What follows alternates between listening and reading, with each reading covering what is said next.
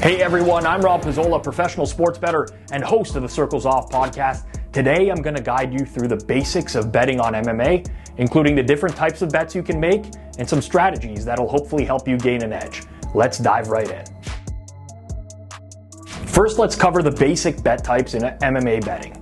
There are several ways you can wager on an MMA fight, each offering different potential outcomes and different strategies. The most straightforward bet type is the Moneyline Bet. Here, you're simply betting on who will win the fight. Each fighter is given odds, with the favorite having a negative number and the underdog a positive number. For example, if fighter A is minus 150, you need to bet $150 to win 100. If fighter B is plus 130, a $100 bet would win you 130. Next, we have the over-under bet. This involves betting on how long the fight will last. The sportsbook sets a line, such as 2.5 rounds, and you can bet on whether the fight will go over or under that number. If you think the fight will end quickly, you bet the under.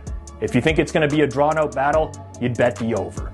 Another popular bet type is the method of victory bet.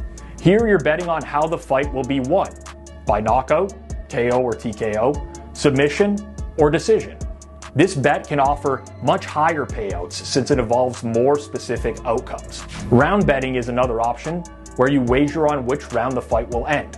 This bet can also be combined with the method of victory for even greater payouts. For example, you might bet on fighter A to win by knockout in the second round. Now that we've covered the basics, let's talk strategy. Now, before we dive deeper, I'm not an expert in MMA betting, but I've leveraged my inner circle to try to help point you in the right direction. Here are some tips to help you gain an edge when betting on MMA. First and foremost, do your homework. Almost every single successful MMA bettor that I've talked to believes that there's a strong correlation between research and success when it comes to betting on MMA. Research the fighter's styles, their strengths, their weaknesses, and their past performances. Look at their recent fights, their training camps, and any changes in their team or training regimen.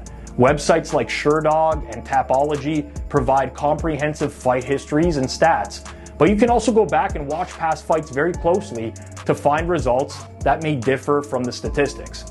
Remember, styles make fights. Understanding how different fighting styles match up is crucial. A strong wrestler might have an advantage over a striker that has poor takedown defense. Conversely, a knockout artist could exploit a grappler that has a weak chin. Analyze these stylistic matchups to identify potential advantages.